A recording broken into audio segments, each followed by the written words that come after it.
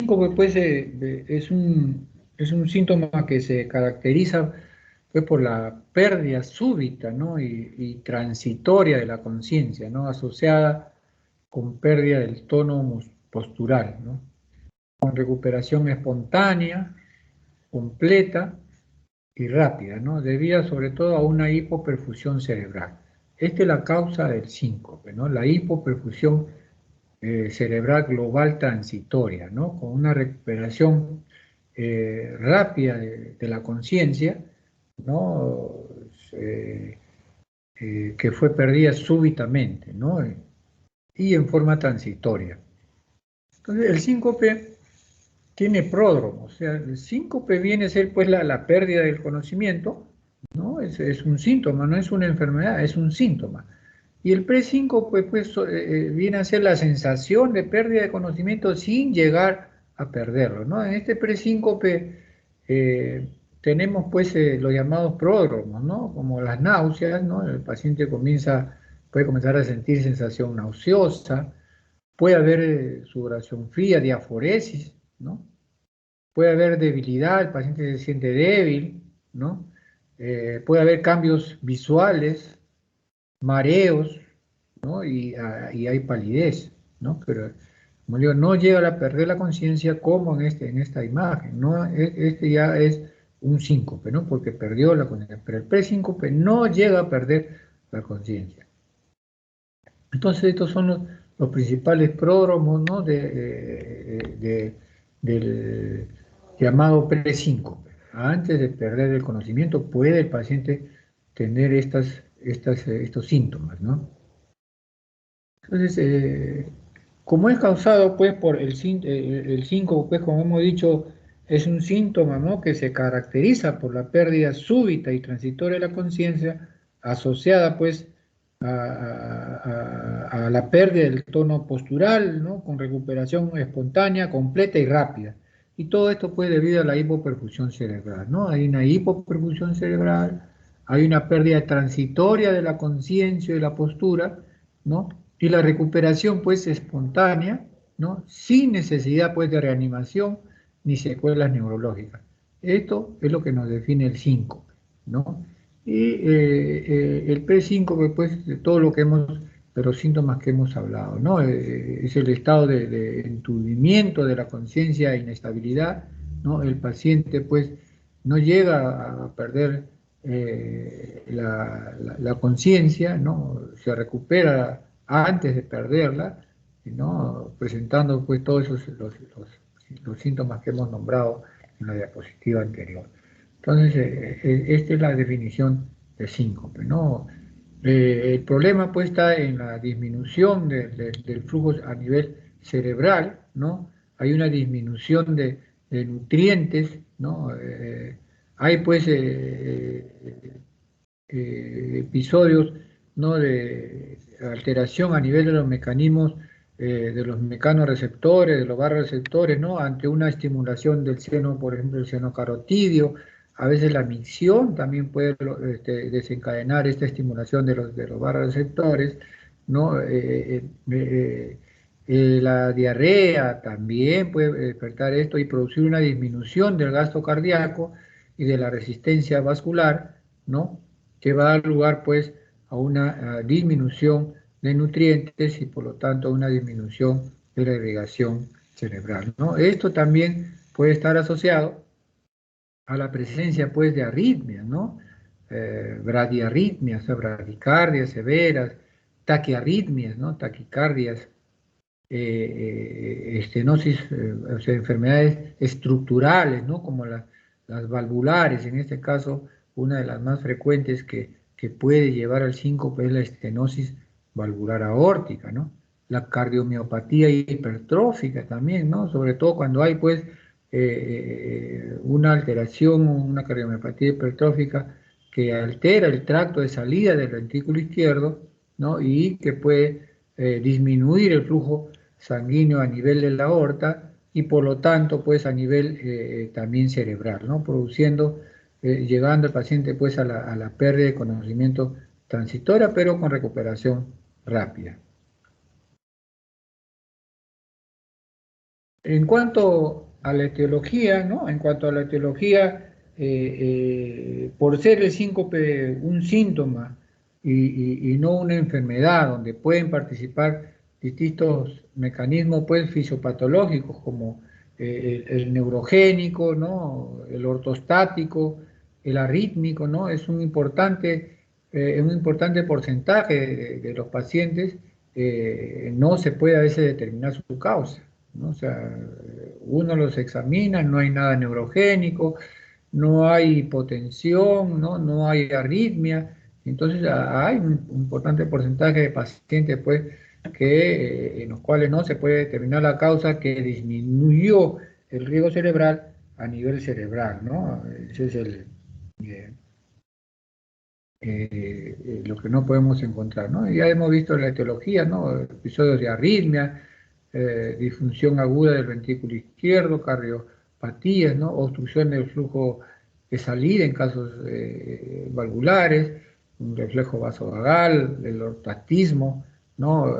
Parte neurológica, la hipersensibilidad carotidia, ¿no? El metabolismo, el metabólico, ¿no? Alteraciones metabólicas, alteraciones psiquiátricas también y situacionales, ¿no? Que pueden llevar al síncope.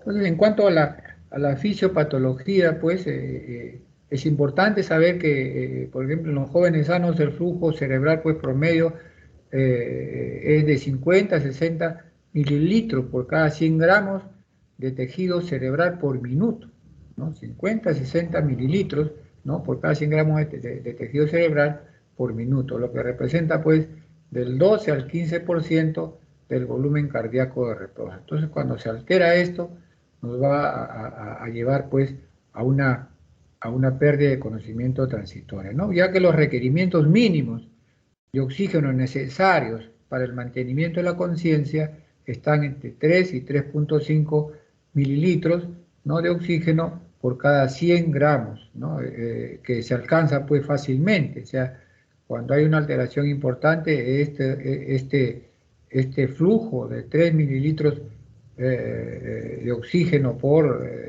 cada 100 gramos de tejido cerebral no se van a alcanzar fácilmente y va a perder la conciencia transitoriamente, ¿no? Sin embargo, en individuos pues añosos o en aquellos pues con enfermedades subyacentes, la oferta de oxígeno puede estar disminuida, ¿no? Puede estar disminuida. Entonces, esto es sobre todo pues por la parte pues ya de la aterosclerosis, ¿no? Hay obstrucciones a nivel ya de, por ejemplo, a nivel de carótidas, ¿no? Obstrucción de las carótidas importantes que pueden pues disminuir el flujo cerebral y llevar a la pérdida de la conciencia, ¿no? Y el rendimiento pues cardíaco pues puede alterarse por varias funciones, ¿no? Por ejemplo, la presión de perfusión cerebral, ¿no? Depende de la presión arterial sistémica, ¿no? Y de la resistencia vascular periférica. O sea, si disminuye la presión de perfusión cerebral, va a haber hipoxemia cerebral y va a llevar pues a la pérdida de conocimiento transitorio, ¿no? O ante cualquier factor pues que disminuya tanto el rendimiento cardíaco como la resistencia vascular periférica, puede producir pues la caída de la presión arterial, ¿no? Y por lo tanto va también a producir una disminución a nivel de la perfusión cerebral, produciendo hipoxemia y pérdida cerebral. Entonces, miren, ¿no? Tenemos entonces la alteración de la presión de perfusión, ¿no? Que depende de la presión arterial sistémica. El paciente hace hipotensión y puede disminuir la presión de perfusión cerebral y produce hipoxemia. O de la resistencia vascular cerebral, también produciendo hipoxemia, ¿no? O cualquier factor que disminuya pues el rendimiento cardíaco, tanto por ejemplo el paciente pues con insuficiencia cardíaca severa por ejemplo por una miocardiopatía dilatada, ¿no? O en caso pues donde hay una resistencia vascular periférica que puede producir pues disminuida, puede producir la caída de la tensión arterial y de la perfusión cerebral, ¿no? Entonces estos son factores, pues, que disminuyen la irrigación a nivel cerebral y producen este síntoma síncope, ¿no? ¿Y cuándo puede alterarse el rendimiento cardíaco, ¿no? O sea, ¿en qué circunstancias podemos ver una alteración del rendimiento cardíaco, ¿no? Cuando hay disminución del retorno venoso, ¿no? Cuando hay bradiarritmias o taquiarritmias, ¿no? O enfermedades valvulares, o sea, enfermedades estructurales, ¿no? Como una de las más frecuentes, la estenosis valvular aórtica, ¿no? La disminución de la resistencia periférica, ¿no? Todo esto, pues, todas estas alteraciones van a alterar el rendimiento cardíaco, produciendo, pues, una disminución del flujo sanguíneo cerebral y para producir el síncope, ¿no? La disminución del retorno venoso, pues debido a un aumento excesivo en el hecho de capacitancia o una disminución del volumen sanguíneo, ¿no? Una vasodilatación a nivel vascular puede producir pues un aumento excesivo en el hecho de la capacitancia o una disminución del volumen sanguíneo cerebral y producir el síncope, ¿no? Causas cardíacas como consecuencia pues de las radiarritmias, ¿no? Donde no hay un buen flujo a nivel cerebral, ¿no? Disminuye el volumen minuto, ¿no? Todo esto que lleva pues a alteración del flujo cerebral, como también las taquiarritmias, ¿no? Fibrilaciones auriculares con respuesta ventricular, con respuesta ventricular alta, ¿no? O flúter auricular con respuestas ventriculares altas, ¿no? Flútero 1-1, 2-1, ¿no? Enfermedades valvulares, como les dije, una de las más frecuentes, la estenosis valvular aórtica. También una estenosis valvular tricuspidia de grado muy severo puede dar lugar también a la pérdida de conocimiento, ¿no? Un síncope. La disminución de la resistencia periférica, por último, ¿no?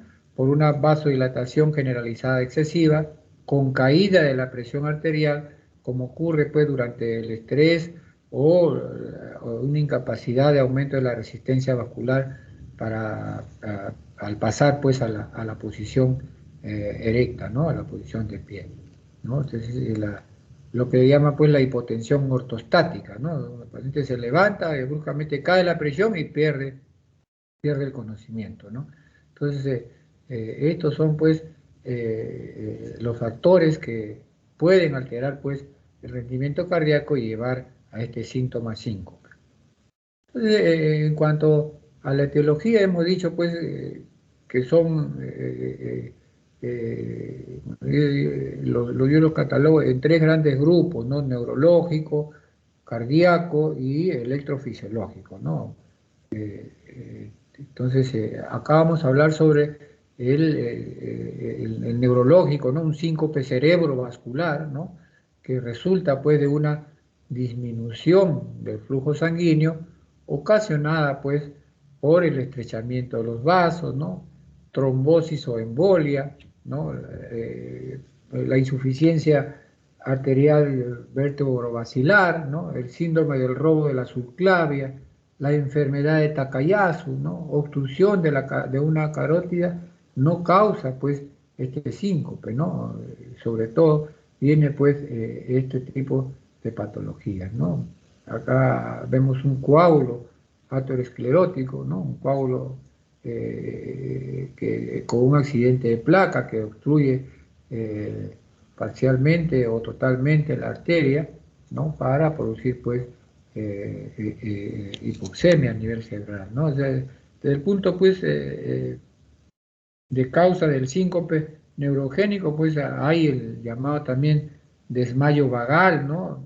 El síncope del seno carotidio, ¿no? Donde el desmayo situacional puede producirse también por hemorragias agudas, ¿no? La tos a veces estimula el seno carotidio y puede producir también pérdida de conocimiento, ¿no? La estimulación gástrica, ¿no? Cuando uno deglute, cuando defecan, cuando hay dolor visceral, ¿no? Todo esto pues puede estimular el seno carotidio y producir también pues pérdida de conocimiento, ¿no? Como una causa neurogénica, ¿no? La micción, inclusive, también, paciente que estaba mencionando y sentí que la sensación de perder el conocimiento, como un síndrome prodrómico, ¿no? O también en el post-ejercicio, ¿no? También puede llegar, pues, a alterar, a estimular el seno carotidio y llevar a un cuadro neurogénico con pérdida de conocimiento, ¿no? La neuralgia glosofaringia o del trigémino también puede dar lugar a una pérdida de conocimiento. Todo esto puede desde el punto de vista neurológico, ¿no? Un síncope cerebrovascular, ¿no? Entonces, el síncope cardíaco, ¿no? El síncope cardíaco tenemos pues la arritmia, como es es una de la causa primaria, ¿no? Desde el punto de vista cardíaco, ¿no? Eh, la bradicardia, ¿no? Que puede ser producida pues por una disfunción del nodo sinusal. Ustedes ya saben que el sistema de conducción se inicia pues a nivel del nodo sinusal, ¿no? Del nodo sinusal, que por intermedio de tres haces pasa al nodo aurículo-ventricular, ¿no? Y ahí se continúa pues con el haz de His, ¿no? Con sus rama derecha, rama izquierda, y terminando pues en la fibra de Purkinje, que son las que llevan el estímulo a la fibra muscular cardíaca para producir la contracción. Entonces, cuando hay enfermedad de este sistema de conducción, ya sea a nivel del nodo sinusal, ya sea a nivel del sistema de conducción aurículo-ventricular, o sea, el nodo aurículo-ventricular, puede producir pues bradicardias, ¿no? Que son de necesidad un implante como tratamiento a estas bradicardias que producen síncope, ¿no? Los llamados marcapasos. Pero aún los pacientes con marcapasos, que tienen pues es un dispositivo implantable, ¿no? Que tiene una batería y que por un cable llega hacia la aurícula y al ventrículo derecho para poder estimular y corregir cualquier trastorno pues bradicárdico que pueda producirle un síncope, ¿no? Entonces, en cuanto a la bradicardia, estas son las causas más frecuentes, ¿no? Por disfunción del nodo sinusal, por trastornos a nivel del nodo auriculoventricular y por disfunción de pacientes que ya tienen enfermedad eléctrica, ¿no? Del sistema de conducción, pero que está fallando el dispositivo, en este caso el marcapaso, ¿no? Por agotamiento de batería, que es lo más frecuente. Entonces, estos dispositivos antes pues duraban 3 a 5 años, ahora duran más, pero estos pacientes pues dependiendo del tipo de dispositivo que tienen una vida un tiempo de vida media, ¿no? Tienen que estar en control constante, ¿no? La otra causa de arritmia primaria es la taquicardia, ¿no? Las taquicardias supraventriculares, como ya hemos visto, ¿no? Hemos oído, la fibrilación auricular, el flúter auricular, ¿no? Taquicardias sinusales, ¿no? Pueden dar lugar a un síncope, ¿no? O las taquicardias ventriculares, ¿no? Taquicardias ventriculares de origen, pues, idiopático, secundarias a una cardiopatía estructural, ¿no? Que pueden dar lugar, pues, a una insuficiencia cardíaca izquierda global con disminución, pues, del volumen minuto y disminución también de irrigación a nivel cerebral y el síncope como síntoma, ¿no? Hay también los síndromes de bradicardia, taquicardia, ¿no? O sea, bradicardia, taquicardia, que pueden ser inducidas, pues, por fármacos, ¿no? Eh, eh, por ejemplo, hay drogas que pueden prolongar el QT y producir, pues, taquiarritmias ventriculares con pérdida de conocimiento, ¿no? Entonces, una de las principales causas del síncope desde el punto de vista cardiovascular son las arritmias, ¿no? Secundarias, pues, a una bradicardia, a una taquicardia o a un síndrome de bradicardia taquicardia que pueden ser inducidas por fármacos, ¿no? cuando hay enfermedad estructural, ¿no? Desde el punto de vista cardíaco, ¿no? Desde el punto de vista cardíaco, esta enfermedad estructural cardíaca puede ser, pues, desde el punto de vista valvular, ¿no? Las valvulopatías que ya hemos nombrado, ¿no? De las más frecuentes, la estenosis valvular aórtica, la estenosis severa de la válvula mitral, pueden dar lugar, pues, a, a un síncope, ¿no? El infarto de miocardio, ¿no? La isquemia, ¿no? También puede dar lugar a un síncope. La miocardiopatía hipertrófica, hemos dicho, ¿no? Sobre todo las que alteran el tracto de salida del ventrículo izquierdo, ¿no? Las masas cardíacas, hay mixomas auriculares, son tumores, pues, uno de los tumores más frecuentes que se va a ver en esta enfermedad estructural cardíaca, ¿no? Son tumores que crecen a nivel auricular, ¿no? Que tienen un pedículo que se implanta generalmente a nivel del septum interauricular, y de ese pedículo va, pues, un tumor que ocupa gran parte de la aurícula, y que durante la diástole ventricular, durante el vaciado de la aurícula izquierda, generalmente puede obstruir la salida a través del orificio de la válvula mitral, ¿no? Produciendo, pues, una disminución del volumen diastólico, y por lo tanto una disminución del flujo sanguíneo a nivel, pues, cerebral durante la sístole ventricular, ¿no? Entonces, el mixoma es uno de los pacientes que llega con síncope, tiene que hacérsele, de todas maneras, un ecocardiograma inmediato, ¿no? Últimamente hemos visto pacientes, pues, que llegan por síncope, ¿no? O inclusive accidentes cerebrovasculares, ¿no?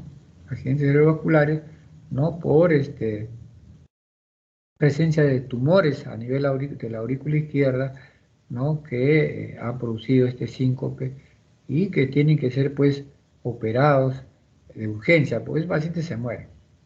Estos pacientes se mueren. Si no los operan, pueden quedar en cualquier momento, ¿no? Como ha sucedido en algunas veces ahí en nuestra emergencia.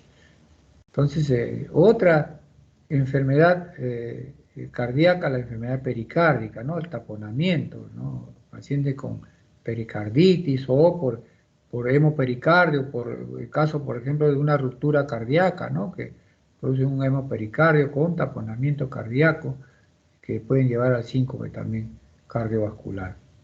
Las anomalías congénitas, pues, de las arterias coronarias, ¿no? Arterias que nacen no en la aorta, hay arterias que nacen en la arteria pulmonar, ¿no? Son anomalías congénitas, ¿no? Que pueden producir, pues, hipoxia también a nivel cerebral. Y la disfunción, pues, de una válvula protésica, tanto valvular aórtica, una prótesis valvular aórtica, una prótesis valvular mitral, pueden ser disfuncionantes y pueden, pues, alterar el flujo a nivel sistémico y cerebral para producir el síncope, ¿no?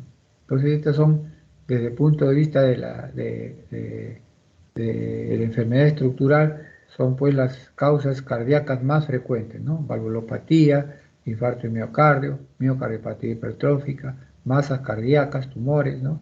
Enfermedad pericárdica, taponamiento, anomalías congénitas de las arterias coronarias, y la disfunción valvular protésica, ¿no? Y entre otras tenemos, pues, la embolia pulmonar, ¿no? Hay pacientes que tienen, pues, enfermedad varicosa, ¿no? Con formación de trombos que viajan a través del sistema venoso hasta el lado derecho del corazón, ¿no? Para llegar a la circulación arterial pulmonar, y produciendo obstrucciones agudas con pérdida también del conocimiento, ¿no? La disección de aorta, ¿no? La disección de aorta, que produce un dolor que simula un infarto, también con pérdida de conocimiento, ¿no? O la hipertensión, pues, arterial severa, ¿no? son menos frecuentes que las que hemos nombrado arriba, pero también se pueden presentar en este tipo de patologías, ¿no? En este tipo de patologías. Entonces, estas son las causas, pues, desde el punto de vista de enfermedad estructural, ¿no? Estructural cardíaca, ¿no? Estructural cardíaca.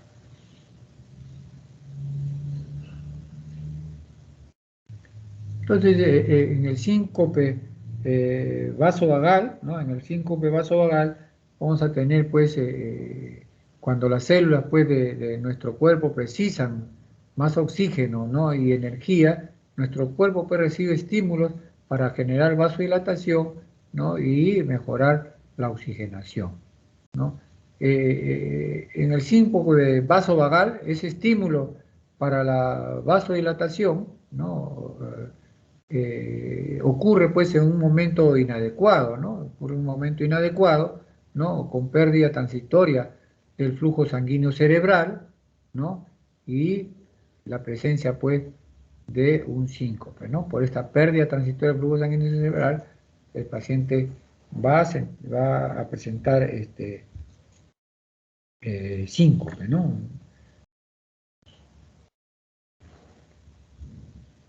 Entonces es el síncope vasovagal, ¿no? Ustedes ven acá, ¿no? Viene primero el basal, ¿no? Y tras 15 minutos, pues, de basculación, o sea, que más adelante vamos a ver el tilt test que se llama, ¿no?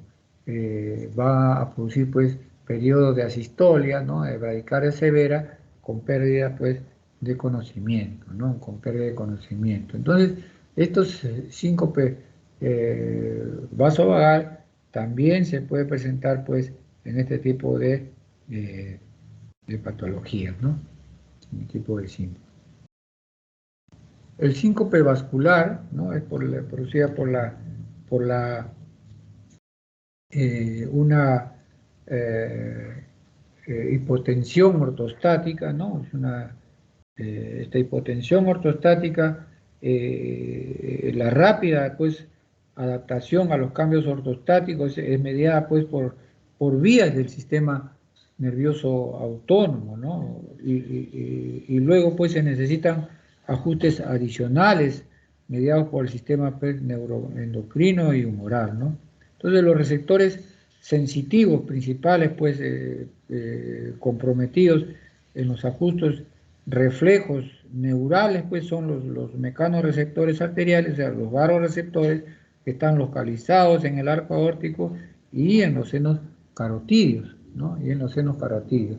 Entonces, estos mecanorreceptores situados también en el pulmón y en el corazón, ¿no? Que son receptores cardiopulmonares, desempeña pues un papel menor, ¿no? Este mecanismo puede reforzarse por factores pues reflejos locales como el reflejo veno-arteriolar, ¿no?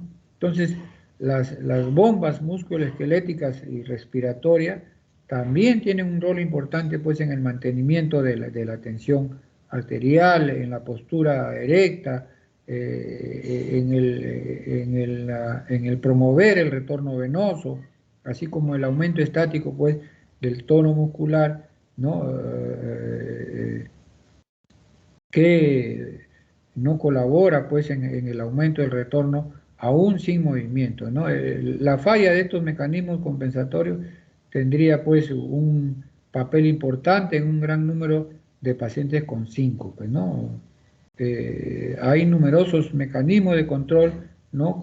Que son responsables del mantenimiento de una adecuada oferta de nutrientes cerebrales, ¿no? Entonces, la capacidad autorregulatoria cerebral que permite el flujo cerebral para mantenerse un amplio rango de presión de perfusión es uno de los mecanismos reguladores, ¿no?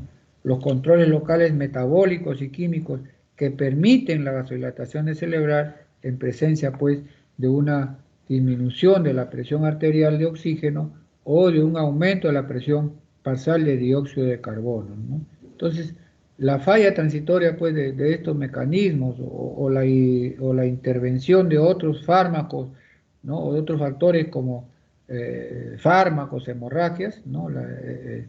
Al reducir la presión sistémica por debajo del rango de autorregulación por un periodo de tiempo determinado, pueden pues deducir un episodio sincopal, ¿no? Por ejemplo, acá en el síncope vascular por hipotensión ortostático, ¿no? La lipotimia aparece pues sin aviso, ¿no?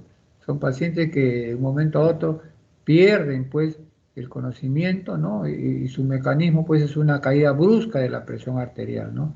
Puede estar sentado de pie, puede ser etiología idiopática o posicional, puede ser pues por hipovolemia, ¿no? Por fármacos, neurológico, el síndrome de Six-Drager, ¿no? El síndrome del seno carotidio. Entonces, todo esto pues, mecanismos pues pueden llegar pues a producir un síncope vascular, ¿no? Y una hipotensión ortostática, ¿no? El diagnóstico diferencial, pues, entre el síncope cardiogénico y el síncope vasovagal, tenemos, pues, la sospecha, pues, de un síncope cardiovascular cuando hay presencia de cardiopatía estructural, ¿no? Que cuando hay una miocardiopatía hipertrófica, cuando hay una estenosis valvular aórtica, ¿no? Una cardiopatía valvular mitral, estenosis severa, ¿no? En cambio, en el síncope vasovagal es desencadenado pues por la posición ortostática o por el dolor, ¿no? O por el dolor. Acá hay, en el síncope cardiovascular hay historia familiar de muerte súbita cardíaca. O sea, hay pacientes que han tenido familiares con una muerte súbita. Entonces, siempre es importante en la historia clínica puedes preguntar los antecedentes, ¿no? En la sospecha de síncope vasovagal va precedido de visión borrosa, hay debilidad y sudoración, palidez y náuseas, ¿no? En el síncope cardiovascular, ¿no? Durante el esfuerzo o en posición supina se puede presentar este síncope, ¿no? En esfuerzo o en posición supina. El inicio es súbito de palpitaciones seguidas de síncope, ¿no? Puede ser palpitaciones pues por arritmias, puede ser palpitaciones por bradicardias severas, ¿no? Puede haber soplo orgánico, ¿no? Soplo orgánico por un problema valvular aórtico o valvular mitral, o por una miocardiopatía hipertrófica, ¿no? Con obstrucción del tracto de salida, ¿no? Y vamos a ver un electrocardiograma normal, ¿no? Entonces, ante una sospecha de un síncope cardiovascular, nosotros podemos encontrar todos estos datos, ¿no? Todos estos datos. En el síncope vasovagal, pues, como hemos dicho, ¿no? Va desencadenado por el ortostatismo o el dolor, va precedido de una visión borrosa, ¿no? Debilidad y sudoración, ¿no? Palidez y náuseas, ¿no? Hay pérdida de conciencia breve, menos de 15 a 30 segundos, ¿no? En el síncope vasovagal, ¿no? Eh, la recuperación inmediata en posición de decúbito, ¿no? La auscultación cardiopulmonar se encuentra normal, ¿no? O sea, no hay soplos, como hay soplos orgánicos en el síncope cardíaco, ¿no? Y el electrocardiograma es normal a diferencia, pues, del síncope cardiovascular que es anormal, ¿no? Entonces, estas son las diferencias, pues, entre un síncope cardiovascular y entre un síncope vasovagal, ¿no? Para que ustedes cuando hagan su historia, cuando hagan su examen físico, puedan diferenciar uno del otro, ¿no? Uno del otro.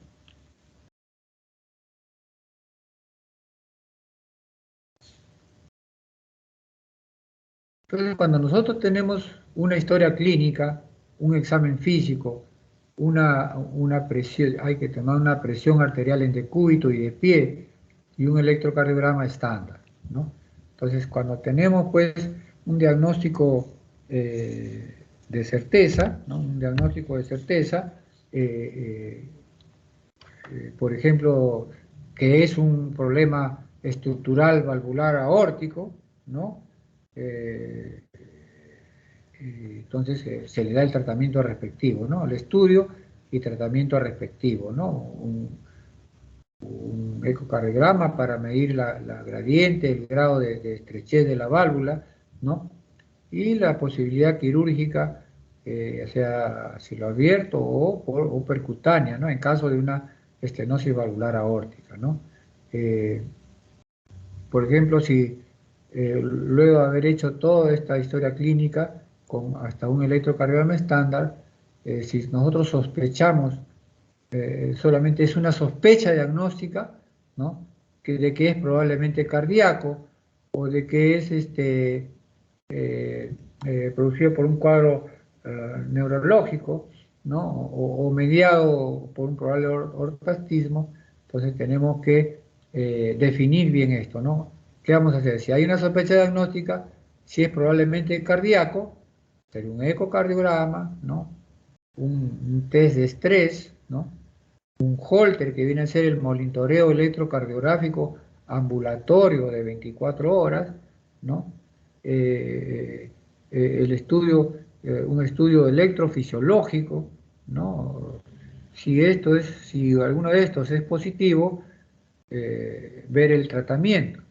Si es negativo, entonces vamos a ir a un TIL test, ¿no? Entonces, junto igualmente a un paciente neuralmente mediado o probable ortostatismo, un TIL test nos va a ayudar a llevar al diagnóstico. Si el diagnóstico es positivo en el TIL test, su tratamiento respectivo. Si es negativo este test, una reevaluación, ¿no? Igual si hay un síncope, pues, inexplicado, ¿no? Mayor de un episodio, se hace un TIL test. Si es positivo el tratamiento, si es negativo, una reevaluación. Este síncope inexplicado, si es único episodio, solamente queda pues un tratamiento de observación, ¿no? En cuanto a la frecuencia, uno de los más frecuentes pues es la arritmia, ¿no? Es una de las causas más frecuentes, ¿no? La bradiarritmia, ¿no? Bloqueos auriculoventriculares de alto grado, ¿no? Enfermedad del nodo sinusal, como hemos hablado ya, un mal funcionamiento de un marcapaso, fármacos que pueden llevar a una arritmia, ¿no? O una bradiarritmia, ¿no? Los beta bloqueadores, por ejemplo, ¿no? Eh, las taquiarritmias, ¿no? Hay que estudiar la presencia de una taquicardia ventricular, la torsión de punta por la presencia de un QT largo ante la toma, pues, de un antiarrítmico, en este caso la miodarona, que es una de las más frecuentes, y la taquicardia supraventricular, ¿no? Esta es la causa más frecuente, pues seguida pues de las causas vasovagal, ¿no? Hay también las situacionales por tos, como hemos nombrado, ¿no? Tos, micción, deglución, defecación, en un 3%, ¿no? La hipotensión ortostática también tiene un porcentaje importante, ¿no? Fármacos, hay también causas psiquiátricas, ¿no? Pacientes que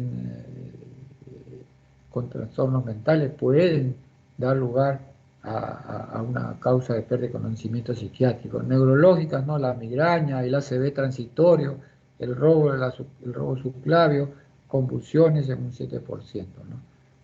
Las cardíacas, ¿no? Desde el punto de vista estructural, ¿no? Una miocardiopatía hipertrófica obstructiva, una estenosis aórtica, disección de aorta, tromboembolismo pulmonar, hipertensión pulmonar, ¿no?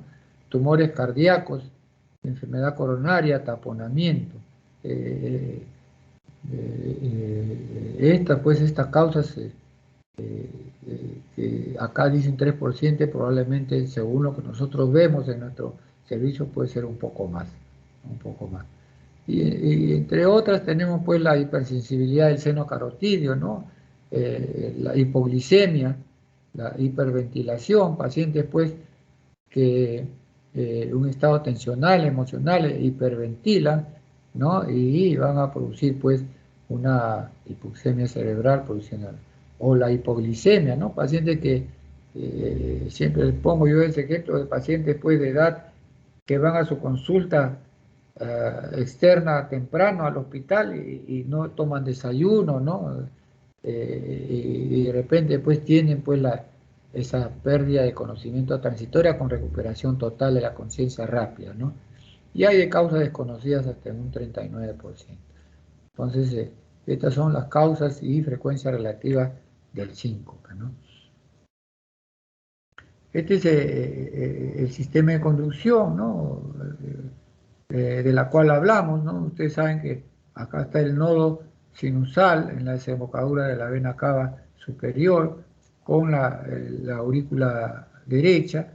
Aquí es donde se inicia, pues, el potencial de acción para ese impulso eléctrico viajar por estos tres haces internodulares, ¿no? O sea, hacia el nodo auriculoventricular, ¿no? De donde sale, pues, el haz de His con sus dos ramas, ¿no? Una rama izquierda y una rama derecha, y termina, pues, en las fibras de Purkinje, que son las que van a llevar el impulso eléctrico realmente a la fibra muscular cardíaca. Entonces, cuando hay enfermedades del nodo, de este nodo sinusal, puede llevar pues a la producción de un síncope, ¿no? O eh, los bloqueos auriculoventriculares, ¿no? Estos bloqueos auriculoventriculares que pueden ser de primer grado, de segundo grado, de tercer grado, dependiendo pues del grado, uno va a indicar el implante marcapaso. En el primer grado, donde hay un PR constante mayor de 0,20, pero que es constante, el tratamiento es solamente observación y ver cómo responde la frecuencia cardíaca. En el bloqueo AB de segundo grado eh, hay dos tipos, en el MOVIS 1 y el MOVIS 2. El MOVIS 1, si es asintomático, el paciente puede estar en observación, ¿no? En el MOVIS 1 el PR pues se va, se va prolongando hasta que vuelva nuevamente a dar la vuelta, ¿no? En el MOVIS 2 ya hay dos ondas P, ¿no? Una onda P que no conduce el ventrículo y viene la otra onda P que sí conduce, ¿no? O ya es una onda P, un PR que se va prolongando, ¿no? Sin conducción de un complejo ventricular. Y en el tercer grado ya no va a haber de repente onda P, ¿no? No va a haber onda P, hay una disociación entre el latido auricular y el latido ventricular, ¿no? Es otro tipo de bloqueo que requiere marcapaso, ¿no? Entonces el marcapaso viene por vía venosa, generalmente los electrofisiólogos lo ponen por vía con la vena subclavia derecha o izquierda, no pasan los cables, llegan a la aurícula derecha y pasan al ventrículo derecho el cable, lo implantan y a través de ese cable este marcapaso tiene una batería que es la que va a producir la descarga eléctrica para la contracción ventricular, ¿no?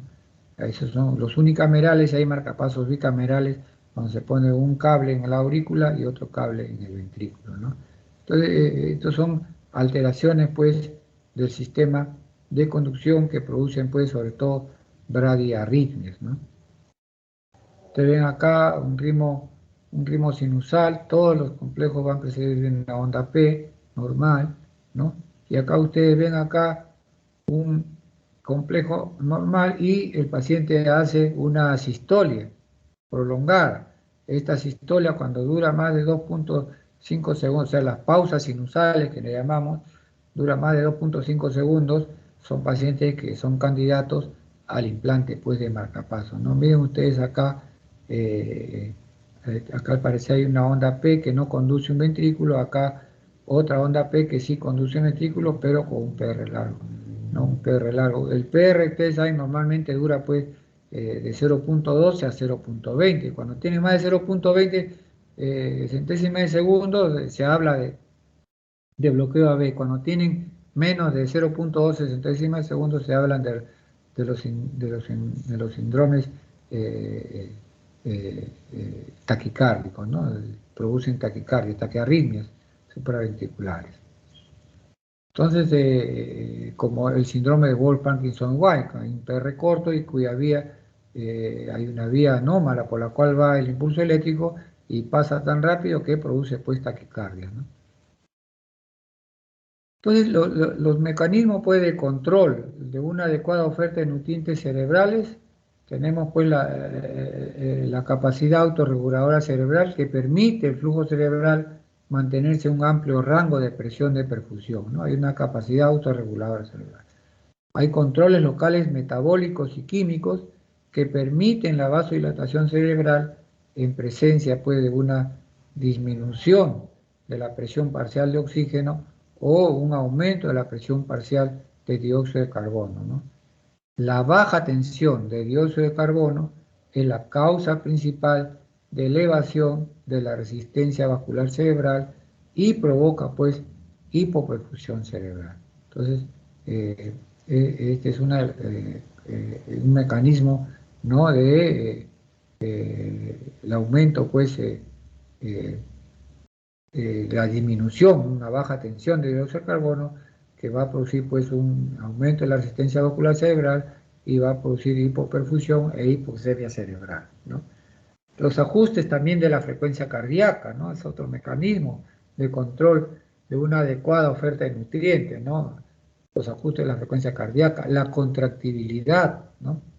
La resistencia sistémica, inducida pues por los vasoreceptores arteriales que modifican la dinámica cerebral para proteger el flujo cerebral, ¿no? La regulación del volumen vascular a través pues, de influencias hormonales que ayudan a mantener el volumen circulante, ¿no? Entonces, miren, todos estos mecanismos, ¿no? de control para tener una adecuada oferta de nutrientes, ¿no? La capacidad autorreguladora, ¿no? Los controles locales metabólicos y químicos, ¿no? que permiten la vasodilatación cerebral pues, en presencia de una disminución de la presión parcial de oxígeno, ¿no? o un aumento de la presión parcial de dióxido de carbono, ¿no? Estos, los ajustes de la frecuencia cardíaca, ¿no? la contractibilidad, la resistencia sistémica, ¿no? Inducido pues, por los receptores arteriales, van a modificar la dinámica cerebral para proteger el flujo cerebral, ¿no? Y la regulación, por último, del volumen vascular a través de pues, influencias hormonales que ayudan a mantener el volumen circulante, ¿no? Entonces, todo esto pues, son los mecanismos de control de una falta, ante una falta de nutrientes cerebrales, ¿no? Entonces, el síncope como síntoma, ¿no? En una evaluación inicial, ya hemos visto los síntomas prodrómicos, ¿no? Aturdimiento, sensación de calor o frío, transpiración, palpitaciones, ¿no? Náuseas o malestar abdominal inespecífico, ¿no? Visión borrosa, disminución de la audición, ¿no? O aparición de sonidos inusuales, ¿no? Particularmente un ruido de silbido que a veces uno lo presenta, ¿no? Palidez reportada por los espectadores, ¿no? Por la gente que rodea al paciente, ¿no? Son síntomas prodrómicos que uno observa en el paciente, ¿no? Entonces, en el examen físico nosotros tenemos que evaluar pues, los signos vitales, ¿no? Medir bien la presión arterial, a ver si encontramos hipotensión arterial, la determinación de la presión ortostática, o sea, medir la presión de cúbito dorsal, sentado y parado, ¿no? La presión de inicio, ¿no? En 3 minutos de parado para ver si cae o no cae esa presión, ¿no? Evaluar la frecuencia cardíaca, ¿no? Para si encontramos bradicardia, evaluar la posibilidad de bloqueos sinusales, de bloqueos auriculoventriculares. El examen cardiológico es importante, ¿no? Un buen examen clínico para detectar la presencia de soplos, ¿no? Sobre todo pues a nivel valvular aórtico y a nivel valvular mitral, ¿no? Galopes que nos indican de que hay una insuficiencia ventricular izquierda, ¿no? Que puede estar causando, que puede ser una de las causas de este síncope que presenta el paciente. Examen neurológico es importante, ¿no? Eh, la ocultación de la arteria carótida, a veces nosotros podemos encontrar soplos carotídeos, ¿no? Que pueden dar lugar también a problemas de tipo neurológico o algunos defectos focales, pues. Entonces, el examen físico es muy importante para llegar, pues, al diagnóstico, al diagnóstico de este síncope, que fue motivo de ingreso del paciente a la emergencia, ¿no? Aparte del examen físico, el examen más sencillo, más cómodo y rápido, el electrocardiograma, ¿no? El electrocardiograma es lo primero que uno tiene que tomar el examen antes de los análisis de sangre, y el paciente termina el examen físico o mientras que va haciendo la anamnesis, uno o otro puede ir tomando el electrocardiograma, ¿no? ¿Para qué? Para determinar bradiarritmias, ¿no? Si hay bradiarritmias, para determinar pues, pausas sinusales, ¿no?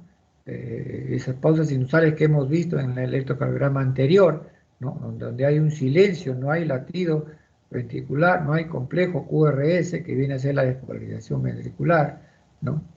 Bloqueos de alto grado, ¿no? El bloqueo de segundo grado tipo MOVIS 2 o un bloqueo de tercer grado, ¿no? Hay que evaluar. Arritmias ventriculares, sobre todo taquicardias ventriculares, ¿no? Eh, Sostenidas, cuando hay más de 3 latidos extracístoles ventriculares, ya se habla de taquicardia ventricular sostenida, ¿no? Eh, Cuando tenemos 3 latidos ventriculares solamente y aparece el ritmo normal, se habla de taquicardia ventricular no sostenida. El síndrome de Wolff-Parkinson-White, como les decía, ¿no? Que es una vía anómala, ¿no? Una vía anómala que no va a través de los haces que hemos visto para llegar al nodo aurículo ventricular, va por una vía anómala, por eso el pase de este potencial de acción que se inicia en nodos sinusales rápido, pasa y producen taquicardias, ¿no? Taquicardias paroxísticas. El síndrome de Brugada, ¿no? Donde hay taquicardias, pues, eh, ventriculares, el QT largo, un QT corto también, ¿no? Miocardiopatías hipertróficas, mire, todo lo que podemos nosotros encontrar en el electrocardiograma, ¿no? Para detectar alguna patología que como probable causa del síncope, ¿no? Una miocardiopatía hipertrófica, ¿no? En el electrocardiograma, donde vamos a encontrar, pues, signos de hipertrofia ventricular izquierda con sobrecarga sistólica, ¿no? Displasias arritmogénicas del ventrículo derecho, ¿no? Que es una miocardiopatía, ¿no? Una miocardiopatía que da arritmias, ¿no? Eh, es una alteración, pues, es un ventrículo que va perdiendo su tejido normal. Entonces, el sexo también es importante, el sexo masculino, la edad avanzada, ¿no? Palpitaciones previos al compromiso de la conciencia, son factores de mal pronóstico, miren, ¿no? Estos factores de mal pronóstico, si este paciente que vino por síncope es de sexo masculino, si tiene más de 60 años, ¿no? Si las palpitaciones hay palpitaciones previas al compromiso de conciencia, ¿no? Lo que probablemente sea, si el paciente es esas palpitaciones, probablemente sea una taquiarritmia ventricular, ¿no? La enfermedad de base cardíaca, si tiene una enfermedad de base cardíaca, también es de mal pronóstico, ¿no? Insuficiencias cardíacas, pacientes pues que pueden tener, por ejemplo, una enfermedad coronaria crónica que lo ha llevado a la insuficiencia cardíaca o una miocardiopatía dilatada, ¿no? Trauma, ¿no? Que este es en corto plazo. La diabetes es a largo plazo, a largo plazo, todos son factores pues, de mal pronóstico. Mira, el cáncer, ¿no? Es a largo plazo. Y el alto en SHAC2 a largo plazo, ¿no? Eso vamos a verlo más adelante. En el examen físico puedes encontrar un electrocardiograma normal, ya es el mal pronóstico. Sangrado a corto plazo, también es mal pronóstico. Signos vitales persistentes alterados, ¿no? A corto plazo, mal pronóstico. Troponinas positivas a corto plazo, mal pronóstico. Y son pacientes, pues, que van a presentar este síncope y que probablemente no vayan bien, ¿no? No vayan bien. Uno de los estudios para determinar la causa del síncope, sobre todo de tipo vasovagal, es el TIS-test, ¿no? Que es en la mesa basculante o TIL-test, ¿no? El test se realiza pues para diagnóstico diferencial de síncopes de origen vasovagal, ¿no? De origen vasovagal. ¿En qué consiste? Consiste en reproducir las condiciones que originan estos episodios, ¿no? El problema postural, sobre todo, ¿no? Permite la reproducción en el laboratorio de un reflejo neuromediado, ¿no? ¿Se realiza para qué? Para conocer la respuesta de la tensión arterial y la frecuencia cardíaca ante la inclinación, ¿no? Eh, la acumulación sanguínea y la disminución, pues, del retorno venoso debido al estrés ortostático, ¿no? O sea, cuando paran y la inmovilización que desencadena, pues, esta prueba, ¿no? Es el TIL test. Entonces, ¿qué tipos de respuesta nos puede dar este TIL test, ¿no? Este TIL test que nos estudia, pues, los síndromes de sincopales de origen vasovagal, ¿no? En la respuesta positivas al test de inclinación, que es el TIS test, ¿no? Tipo 1, tipo 2A, tipo 2B, tipo 3 o vasodepresora, ¿no? Eh, Tenemos en el tipo 1 o mixta la frecuencia cardíaca, pues cae en el momento del síncope, pero pero no para valores inferiores a 40 latidos por minuto, ¿no? Si ocurre caída de la frecuencia cardíaca por bajo de 40 latidos por minuto, la duración de la caída es menor que 10 segundos, ¿no? La presión arterial cae antes que la frecuencia cardíaca. Entonces, acá ustedes ven, en la frecuencia cardíaca es lo que nos va a dar, ¿no? El diagnóstico de un test positivo si esta cae antes de que se produzca el síncope, ¿no? El tipo 2A, ¿no? Que es una cardioinhibitoria, ¿no? Donde la frecuencia cardíaca cae para menos de 40 latidos por minuto, ¿no? En el primero tipo 1 no pasa de 40, no cae a valores inferiores a 40 latidos por minuto. Ya en el 2A ya hay menos de 40 latidos por minuto, ¿no? Por tiempo superior a 10 segundos. O sea, son pacientes que tienen, pues, vamos a ponerle 35 latidos por minuto por 10 segundos, ¿no? En el TIL test, ¿no? La presión arterial cae antes que la frecuencia cardíaca, ¿no? Acá la presión cae antes que la frecuencia cardíaca. En el tipo 2B, ¿no? Carga inhibitoria con asistolia, ya, ¿no? O sea, acá ocurre asistolia mayor de 3 segundos, ¿no? Y hemos dicho que mayor de 2,5 ya requieren de marcapaso. Acá hay una sistolia mayor de 3 segundos, ¿no? La caída de la presión arterial precede, ¿no? O es coincidente a la caída de la frecuencia cardíaca. O sea, coincide tanto la presión baja como también la frecuencia cardíaca baja, ¿no? Con una sistolia mayor de 3 segundos, ¿no? Este es un tilt positivo eh, eh, tipo, pues, eh,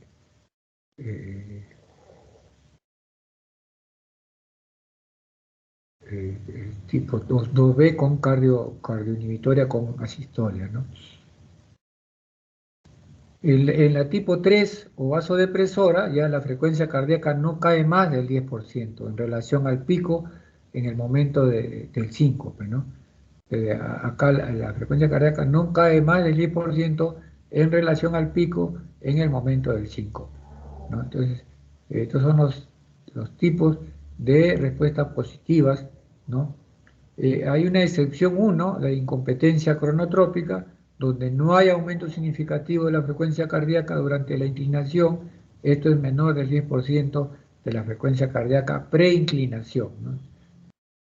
Sección 2, el síndrome de taquicardia postural ortostática, ¿no? Síndrome de taquicardia postural ortostática, donde hay un aumento excesivo de la frecuencia cardíaca, ¿no? Esto es mayor de 130, no tanto en el comienzo y durante toda la inclinación antes del síncope, ¿no? Todo lo que nos da esta mesa basculante o tilt test, ¿no? Todos los tipos de respuestas que nos puede dar para decidir pues su tratamiento, ¿no? Este es un tilt test tipo 2A, inhibición sin asistolia, ¿no? Un tipo 2A, entonces acá la frecuencia cae para menos de 40 latidos por minuto por tiempo superior a 10 segundos, ¿no? Y la presión cae antes que la frecuencia cardíaca. Este es un tipo, es un tilt test 2A, ¿no? Miren, toda la sistolia que hay, ¿no? Todas las historias formadas con una frecuencia mínima de 39 latidos por minuto. No, la frecuencia cae en el momento del síncope por debajo de 40 latidos por minuto, durante más de 10 segundos, pero no se produce asistolia, ¿no? No se produce asistolia de más de 3 segundos, ¿no? O sea, viene acá una de 1 segundos, viene una contracción, viene otra de 2,5 segundos y ya viene la otra contracción. Todo esto se suma, ¿no? Para eh, producir pues una caída de la frecuencia cardíaca en el momento del síncope por debajo de 40 latidos por minuto, ¿no?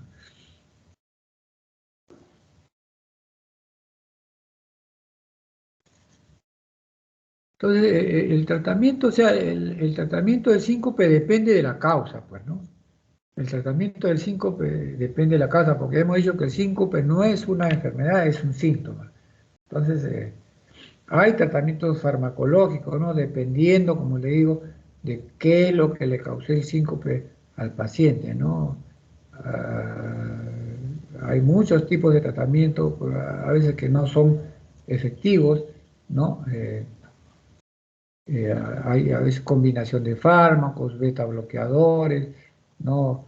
La fluocortisona que produce retención de sodio, la fluoxetina, inhibidor de la recaptación de la serotonina, regula la activación de receptores de estiramiento, la amiodarona, vasoconstrictor periférico, la disopiramida, ¿no? Minimiza el reflejo vagotónico y ocasionalmente, pues, la implantación de marcapasos, ¿no? O sea, esta implantación de marcapasos realmente no son ocasionales, ¿no? Dependiendo, pues, del tipo de patología. Nosotros, en nuestro servicio hay bastante enfermedad del tejido de conducción que requieren, pues, de implante de marcapasos, ¿no? Esta es la escala CHA2 y su versión actualizada, ¿no? Son reglas de predicción clínica que permiten estimar el riesgo de accidente cerebrovascular en pacientes pues, con fibrilación auricular, ¿no? Ustedes saben que una fibrilación auricular puede pues,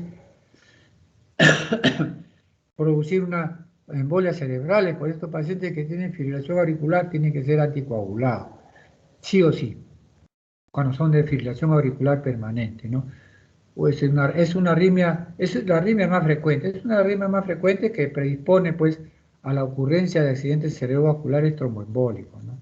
La fibrilación auricular facilita la formación pues, de trombo en las paredes de las aurículas, ¿no? Porque la contracción es tan débil, ¿no? Es numerosa, va a más de 350 latidos por minuto las aurículas, y esto enlentece su fuerza de contracción y por lo tanto enlentece el flujo sanguíneo a través de ellas, ¿no? Y esto da lugar pues a la formación de trombos, sobre todo a nivel de la orejuela izquierda, ¿no? Estos trombos que se forman a nivel auricular, sobre todo a nivel de la orejuela, pueden desprenderse e ingresar al torrente sanguíneo, entrar a la circulación cerebral, bloquear el flujo sanguíneo hacia el cerebro y de esta forma ocasionar un accidente cerebrovascular.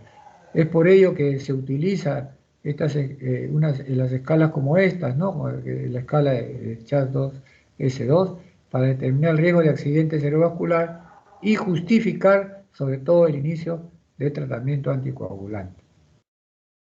¿No? Acá tenemos eh, la escala de CHA2 que estima el riesgo de embolias vasculares en pacientes con fibrilación vasculares cerebrales, ¿no? En pacientes con fibrilación auricular, ¿no? Adyuvante a tomar decisión de anticoagulación, ¿no? Pacientes pues con insuficiencia cardíaca congestiva tienen un puntaje, no, 1. Pacientes con hipertensión, 1. Pacientes pues mayores de 5 años, 2. Diabetes mellitus, 1. Stroke, o sea, antecedente de stroke, 2. ¿No? Enfermedad vascular, infarto miocardio previo, 1. ¿No? La edad entre 65 y 74, ¿no? 1. Categoría de sexo, femenino, 1. Entonces, cuando sale este chat 2, mayor o igual a 2, es de alto riesgo, necesita anticoagulación oral. 1, bajo riesgo, evaluar el riesgo-beneficio, ¿no? Y 0, muy bajo riesgo, no recomienda anticoagulación. Entonces, esa es la escala de chat. Y hemos visto las pruebas diagnósticas, ¿no? El TIL-TEST, el masaje carotidio, ¿no? Pruebas ortostáticas, ¿no? El TIL-TEST, la monitorización del electrocardiograma, es el Holter que se llama, el estudio electrofisiológico, ¿no? Son estudios invasivos, el cual lo realiza el electrofisiólogo, ¿no? Para hacer un estudio a nivel de la misma cavidad cardíaca, la prueba de adenosina trifosfato, el ecocardiograma, son pruebas diagnósticas para determinar pues problemas valvulares, ¿no? Problemas de disección de aorta, ¿no? Estenosis aórtica, ¿no? El cateterismo cardíaco que confirma también el diagnóstico ecocardiográfico, un examen psiquiátrico, si en caso no encontramos ninguna causa que le pueda estar produciendo el síncope, y un examen neurológico, ¿no? Son pruebas que uno tiene que realizar para descartar y estudiar la causa de su síncope del paciente, ¿no? En la evaluación del síncope, pues, la presencia de cardiopatía estructural es el factor pronóstico más importante de riesgo de muerte, así como la probabilidad de arritmia, ¿no? La probabilidad de arritmia. Los pacientes pues con cardiopatías o electrocardiogramas anormales tienen mayor riesgo de muerte al año y son aquellos que se observa mayor cantidad de arritmias, ¿no? La presencia de cardiopatía subyacente es el indicador pronóstico más importante, sea cual fuera la causa del síncope, ¿no? La mortalidad anual en pacientes con síncope cardíaco es aproximadamente del 18 al 33%, es un valor bien alto. En pacientes sin compromiso cardíaco de 0 a 12% y el de origen desconocido un 6%, ¿no? ¿Cuáles son los pacientes que tienen buen pronóstico? Ya anteriormente hemos visto la de mal pronóstico, tenemos la de buen pronóstico, jóvenes sin cardiopatía estructural y un electrocardiograma normal, síncope neurogénico, ¿no? Hipotensión ortostática, síncope de causa desconocida. Variable de mal pronóstico, mayores de 45 años, historia de insuficiencia cardíaca congestiva, historia de arritmias ventriculares, electrocardiogramas anormales. Lo hemos visto, pacientes sin ninguna de estas variables, el riesgo es de 4 a 7% contra el 58 a 80% en pacientes con 3 o 4 variables de estas, ¿no? Si el paciente tiene 45 años, mayor de 45 años, tiene insuficiencia cardíaca congestiva y tiene arritmia ventricular, mal pronóstico, ¿no? Cualquiera de estas 4 variables, 3 ya es mal pronóstico. Entonces, ¿cómo hacemos el diagnóstico? mediante una buena anamnesis, un buen examen físico, ¿no? Exámenes complementarios básicos, ¿no? El electrocardiograma, ecocardiograma, a pruebas del masaje carotídeo, cuya respuesta clasifica generalmente como cardioinhibitoria, asistolia, vasodepresora, caída de la tensión arterial o mixta, ¿no? Asistolia con caída de tensión arterial. Entonces, el diagnóstico de la prueba de inclinación mediante el test es segura, muy baja en complicaciones, ¿no? Que consiste pues en recostar al paciente con una inclinación de 60 grados durante 45 minutos, ¿no? El paciente está acá en 60 grados durante 45 minutos con apoyo de los pies, ¿no? Con apoyo de los pies, cuya finalidad es la inducción al síncope. O sea, la finalidad de esta prueba es la inducción al síncope, ¿no? Indicaciones del TIL test: episodios sincopales únicos en contextos de alto riesgo, ¿no? Riesgo profesional, por ejemplo, ¿no? Gente que pilotos, por decirles así, ¿no? Que pueden tener o han presentado un síncope, tienen que hacerse este tipo de estudios para descartar alguna patología, ¿no? Episodios recurrentes en ausencia de cardiopatía estructural, o sea, episodios sincopales recurrentes, si es que si no hay pues un soplo cardíaco, si no hay una signo de insuficiencia cardíaca, ¿no? Entonces, estos episodios recurrentes en ausencia de cardiopatía estructural, o si la hay, en caso de haber descartado otras causas de síncope, ¿no? Cuando es de utilidad clínica el demostrar la sustituibilidad del síncope neurogénico, ¿no? También, ¿no? También en la prueba del TIL, ¿no? Para diferenciar el síncope de la epilepsia, ¿no? En pacientes con caídas pues reiteradas, presíncope o mareos, ¿no? Son las indicaciones del TIS-TEST. ¿Ya? Entonces, episodios sincopales únicos en contexto de alto riesgo, episodios recurrentes en ausencia de cardiopatía estructural, cuando es de utilidad clínica a demostrar la susceptibilidad al síncope neurogénico y para diferenciar al síncope de la epilepsia en pacientes con caídas reiteradas, ¿no? Los presíncopes o mareos. Son los 4 indicaciones más frecuentes para la indicación de la prueba del TIL test, ¿no? Acá está cómo es que realizan este TIL test, ¿no? Siempre monitorizado para ver los cambios que hay a nivel de la presión y a nivel del electrocardiograma, ¿no? Ya lo hemos visto.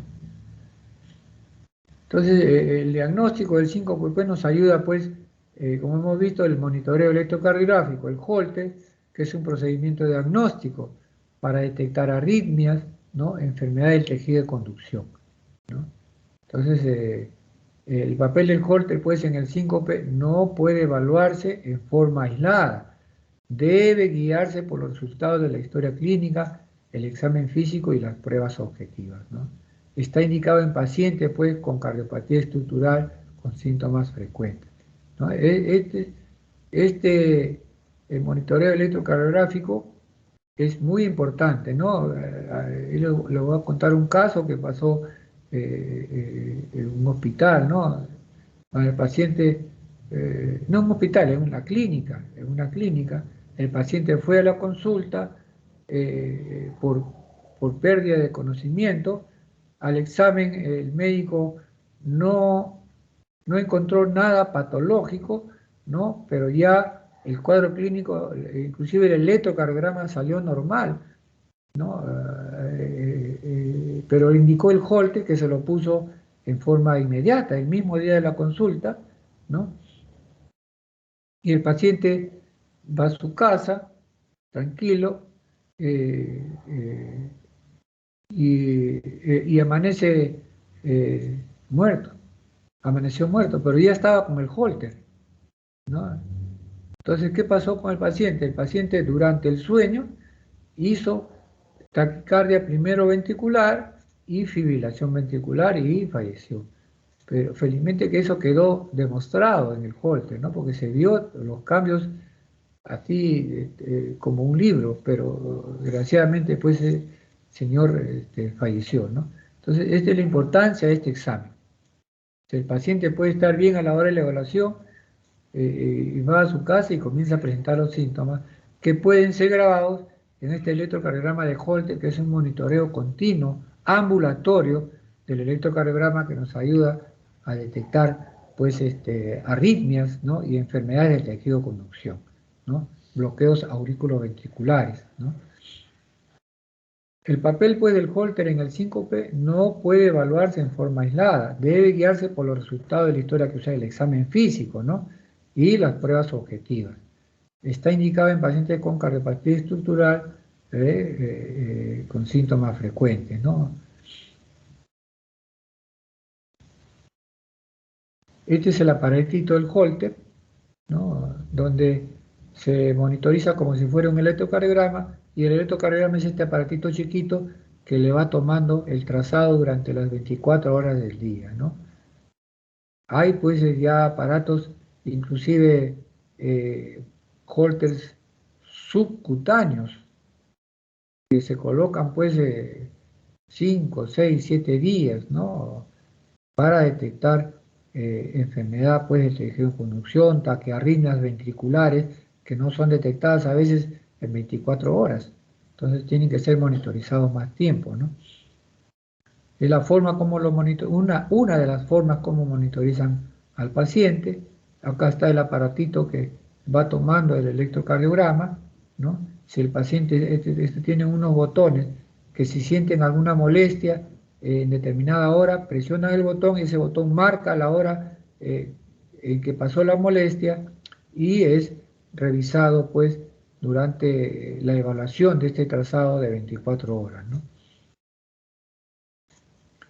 Es un electrocardiograma normal, ¿no? Ustedes ven acá, es un ritmo sinusal, todos los complejos QRS van precedidos de una onda P normal, ¿no? No hay pausas, no hay alteraciones, nada, ¿no? La onda P, la onda T, es un electrocardiograma normal. Esta es una taquicardia ventricular. Miren ustedes acá, son complejos anchos, ¿no? Que van a más de 300 latidos por minuto, ¿no?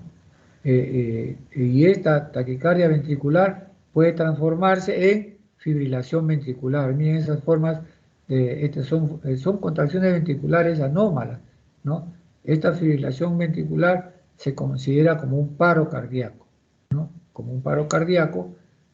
Y acá la asistolia. O sea, no hay ningún tipo de contracción, es un paro, este es un paro, ¿no? Una asistolia, ¿no? Entonces, todos estos tipos de alteraciones nosotros los podemos encontrar en este examen. Con este examen, con el Holt, ¿no? Lo podemos eh, eh, diagnosticar. O este tipo de arritmias, ¿no? Hemos dicho, estas son estas sístoles ventriculares que cuando son 3 seguidas se habla de taquicardia ventricular no sostenida. Más de 3 ya se habla de taquicardia ventricular sostenida, ¿no? Miren, acá tiene 1, 2, 3, 4, 5, 6 taquicardias ventriculares, pero que es en menos de un minuto. Miren ustedes acá, ¿no? En menos de un minuto tiene varias taquicardias ventriculares, ¿no? Que pueden ir de la taquicardia ventricular a la fibrilación ventricular, o sea, para presentar muerte súbita. Otro de los cuadros que encontramos son las asistolias, ¿no? Latido normal, latido normal, latido normal, latido normal, y viene una pausa. Una pausa donde el paciente puede perder el conocimiento, síncope. Entonces, en estos pacientes, si se les detecta a tiempo, se les pone marcapaso para que esto no pase, ¿no? La sistolia, o sea, ritmo normal y una sistolia prolongada, ¿no? Ya hemos dicho que cuando hay una pausa mayor de 2,5 segundos, son pacientes candidatos a marcapaso. Este es un tipo de bloqueo. Ustedes ven que acá esta onda, la onda P va seguido de un complejo ancho de bloqueo de rama izquierda, ¿no? Y acá va precedido de esta P va precedido por un URS que va precediendo una P, URS que va precediendo una P, otra P, y acá ya deja de polarizar el ventrículo, ¿no? ¿No? ¿no? Y esto se hace más prolongado, ¿no? Este es un bloqueo AB ya de segundo grado, ¿no? Segundo grado tipo MOVIS 2 que va a un bloqueo, que puede ir a un bloqueo AB de tercer grado, ¿no? Entonces, en el electrocardiograma en síncope podemos encontrar, pues, pacientes con una isquemia miocardio, un infarto agudo de miocardio, ST elevado, bloqueos auriculoventriculares, ¿no? Una onda P que no conduce a una taquiarritmias ventriculares, ¿no? Al síndrome de Brugada, QT largos, ¿no? PR cortos, ¿no? Como el síndrome de Wolfram-Parkinson-White, miocardiopatías hipertróficas, ¿no? Signos de hipertrofia ventricular, ¿no? Y episodios, pues, arritmogénicos, ¿no? Entonces, bien, todo lo que nosotros vemos, y ya les hemos mostrado el sistema de conducción, ¿no? Hemos visto también el estudio electrofisiológico, cuyas indicaciones son, pues, la evaluación inicial, sugiere una arritmia como causa del síncope, se le hace un estudio electrofisiológico. Esto ya es un estudio invasivo, ¿no? El paciente va con electrodos que llegan al corazón y los electrofisiólogos van mapeando las aurículas, ¿no? Cuando hay que evaluar la naturaleza exacta de una arritmia identificada como causa de síncope, es la indicación de un estudio electrofisiológico. Cuando en la evaluación pronóstica de enfermedades cardíacas en pacientes con riesgo profesional, ¿no? Pacientes pilotos, como hemos dicho, por lo cual debe ser descartada la presencia de arritmia como causa de síncope, ¿no? Estas son las indicaciones de un estudio electrofisiológico, ¿no? Conclusión, evaluación inicial que sugiere una arritmia como causa de síncope, ¿no? Evaluar la naturaleza exacta de la arritmia, identificada como causante del síncope.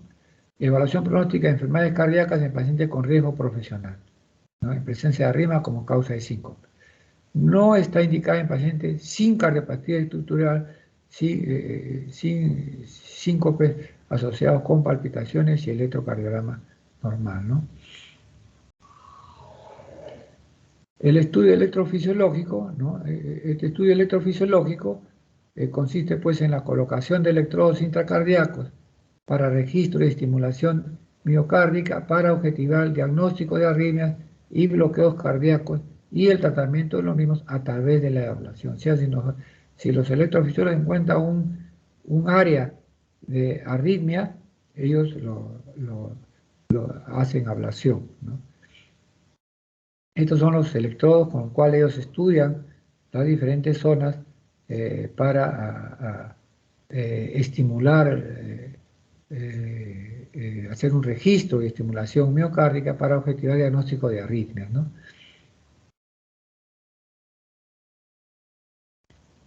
El estudio también electrofisiológico para evaluar una evaluación de la conducción auriculoventricular también es un examen invasivo, ¿no? Todo esto lo hacen, pues, en una sala hemodinámica con una pantalla donde uno va colocando los catéteres diagnósticos para determinar qué tipo de patología es, ¿no? Los catéteres, pues, tienen pequeños electrodos para captar las señales eléctricas intracardíacas, ¿no?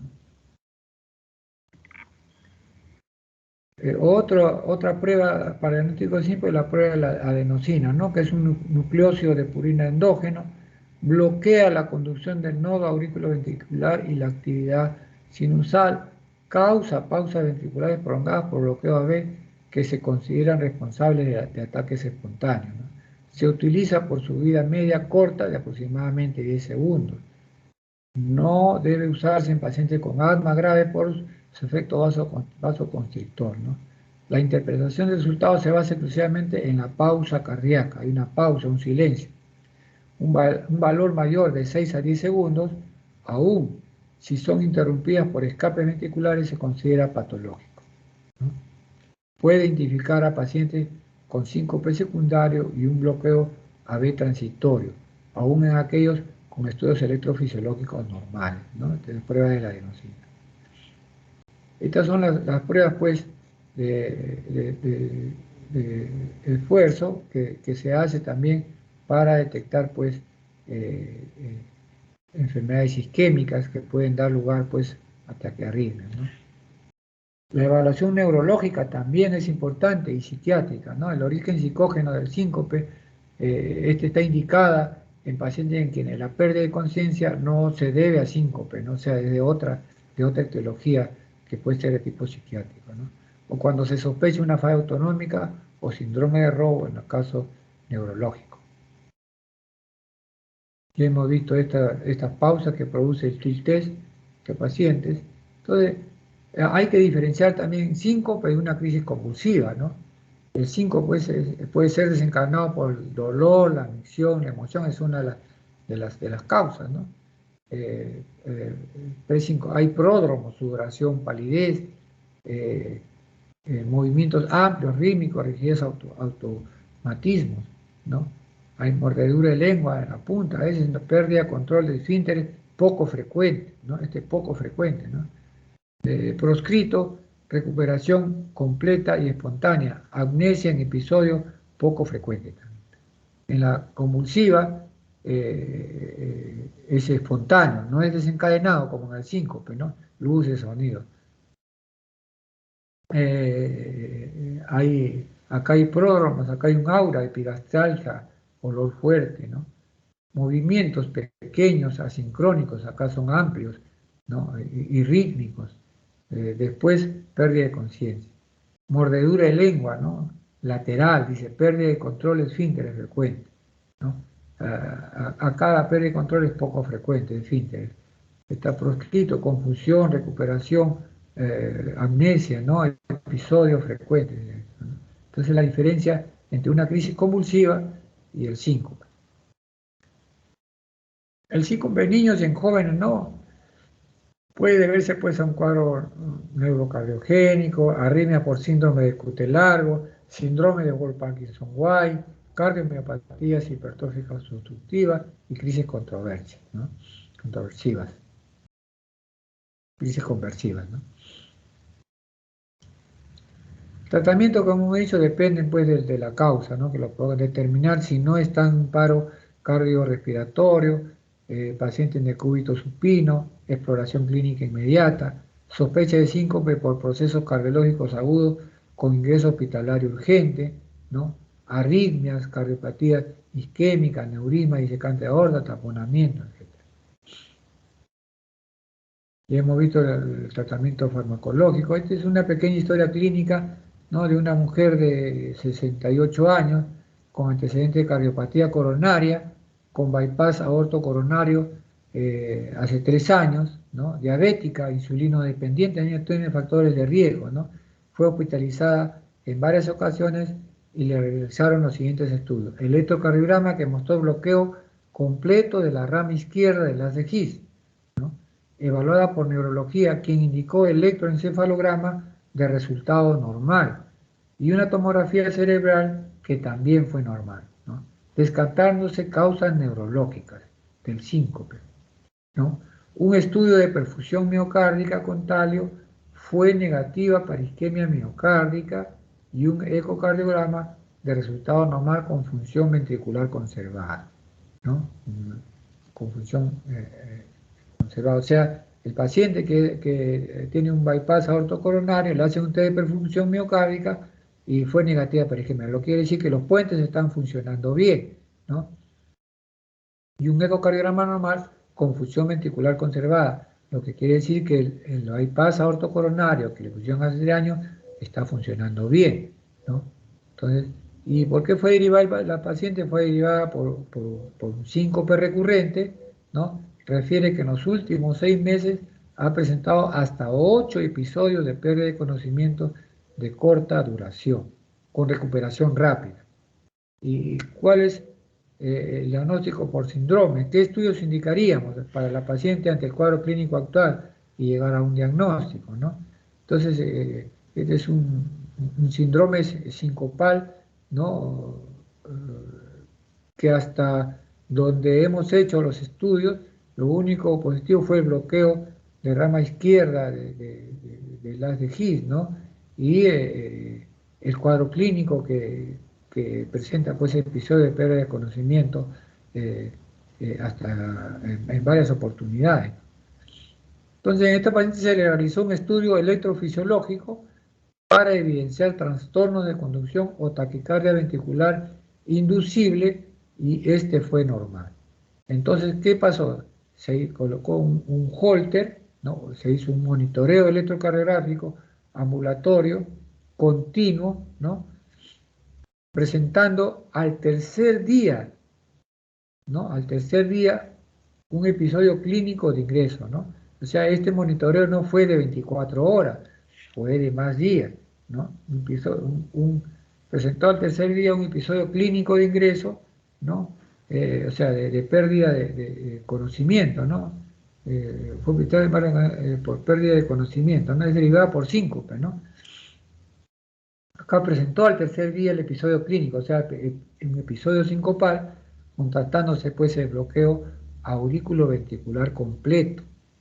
O sea, había un bloqueo AB completo intermitente, ¿no? Porque en el electrocardiograma, acá, vamos a ver acá, este episodio, bypass ahora coronaria, el electrocardiograma mostró bloqueo solamente completo de la rama derecha del área aquí, pero no hablaban de un bloqueo auriculoventricular, que sí se produjo, ¿no? Ese hallazgo en el Holter, en el monitoreo electrocardiográfico, que no fue de 24 horas, que fue de varios días, probablemente 5 días, como le decía, ¿no? Hay ya aparatitos que uno los puede poner ese tiempo, ¿no? Se constató pues un bloqueo auriculoventricular completo, ¿no? Indicándose pues una colocación de un marcapaso, con lo cual el paciente controló su sintomatología, que fue el motivo de su ingreso. Entonces miren cómo este pequeño estudio aclaró y diagnosticó a un paciente que no presentó ese bloqueo en su ingreso, ¿no? Probablemente lo tuvo durante el episodio sincopal, ¿no? Pero que no fue detectado, ya que no, en el electrocardiograma que le tomaron, no, no presentó ese, ¿no? ¿Esto qué nos enseña? A que si en este electrocardiograma por el cual ingresó no hay un bloqueo auriculoventricular, eso no lo descarta, ¿no? No quiere decir que no tiene. Entonces hay que hacerle siempre un estudio, un monitoreo electrocardiográfico 24, 48, 4 o 5 días, dependiendo pues de que nosotros, qué es lo que estemos buscando, ¿no? Entonces ellos, no había nada más que pensar en esta parte, ¿no? En el bloqueo auriculoventricular completo intermitente, que le provocaba el síncope.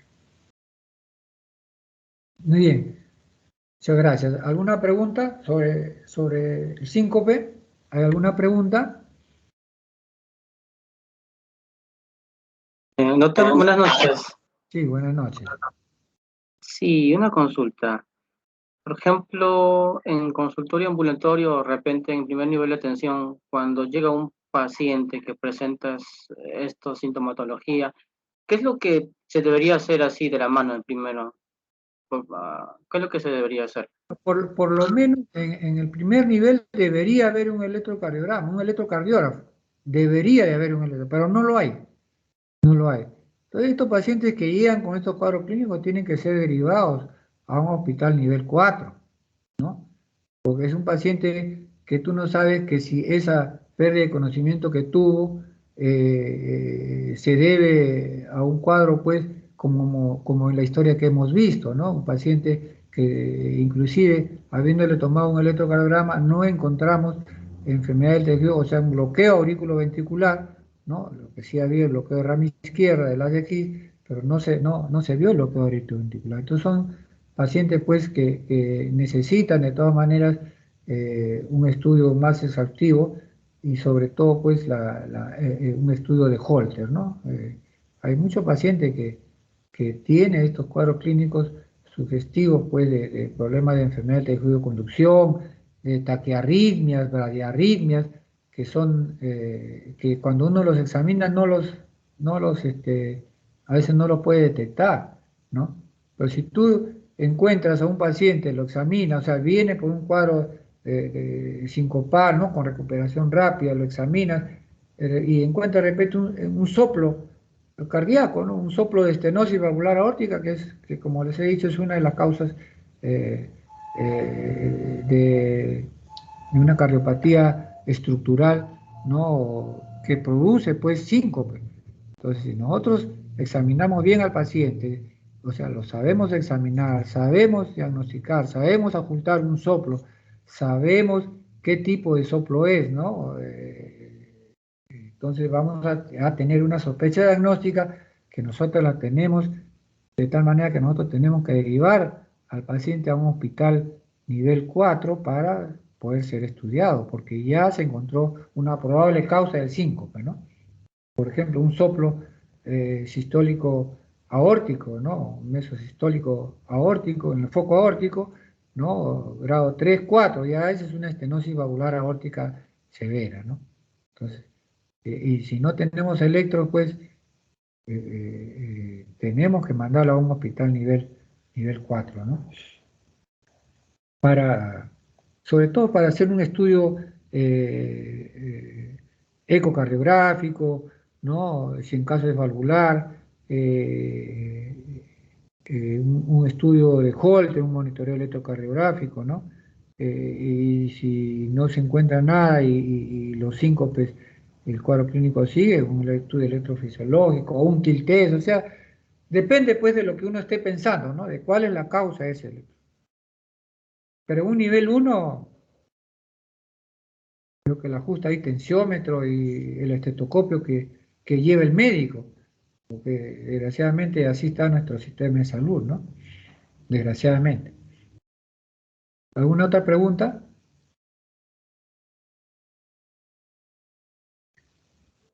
Doctor, y en el caso, por ejemplo, de síncope vascular, me parece que ahí vi que decía lipotimia. Yo tenía entendido que eran diferentes, doctor. No sé si, cómo lo asoció. Claro, la lipotimia viene a ser la sensación sin llegar a perder el conocimiento, ¿no? Sin llegar a perder el conocimiento.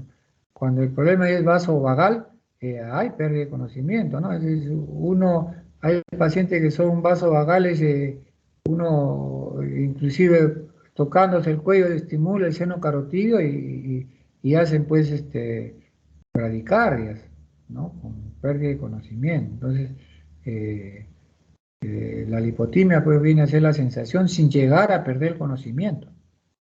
No hay pérdida de conocimiento en la lipotimia, ¿no? Y son causas diferentes, ¿no? Como hemos visto en la parte pues, del síncope, hay algo orgánico, ¿no? Que hay que descartar, ¿no? Que hay que descartar, hay algo orgánico. Nuevamente te pongo el ejemplo de la historia que hemos visto, ¿no? Que llega con un cuadro sincopal, no le encuentran nada en un examen neurológico, ¿no? Le hacen estudios ecocardiográficos, no hay, la función ventricular está bien, no hay cambios electrocardiográficos que te indiquen bloqueo, ¿no? Pero le hacen un Holter y salió el bloqueo auriculoventricular, ¿no? Y que probablemente a ese paciente le pusieron su marcapaso, ¿no? Ya hay que, como digo, hacer una buena anamnesis, ¿no? Siempre yo les digo a los alumnos ver los antecedentes, si hay antecedentes familiares también, ¿no? Hay cuadros sincopales en los cuales se han presentado en familiares cercanos, ¿no? Y que nos pueden ayudar a llegar a un diagnóstico, ¿no? Definitivo. Entonces los antecedentes, hacer una buena historia clínica, ¿no? Un buen examen físico y solicitar pues los exámenes adecuados para nosotros eh, eh, ante una sospecha diagnóstica llegar a un diagnóstico definitivo, ¿no? Pues hay todo ese tipo de estudios hemos visto, ¿no? Ahora ya, como le digo, hasta exámenes invasivos hay para el estudio de síncope, ¿no? Los estudios electrofisiológicos, que ya son exámenes ya invasivos eh, que lo diferencian pues de los no invasivos, ¿no? Ya son más eh, que nos van a ayudar más a llegar a un diagnóstico definitivo, ¿no? Que no se pueden llegar con las otras pruebas que tenemos, ¿no? ¿Alguna otra pregunta?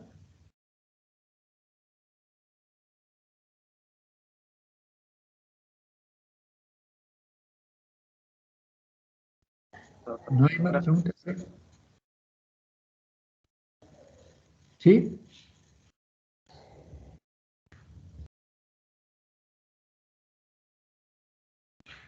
Ya no hay más preguntas entonces, ¿no? Sí, doctor, creo que ya quedó claro. Muchas gracias. Muy bien. Entonces, buenas noches, cuídense, estudien bastante. Un buen fin de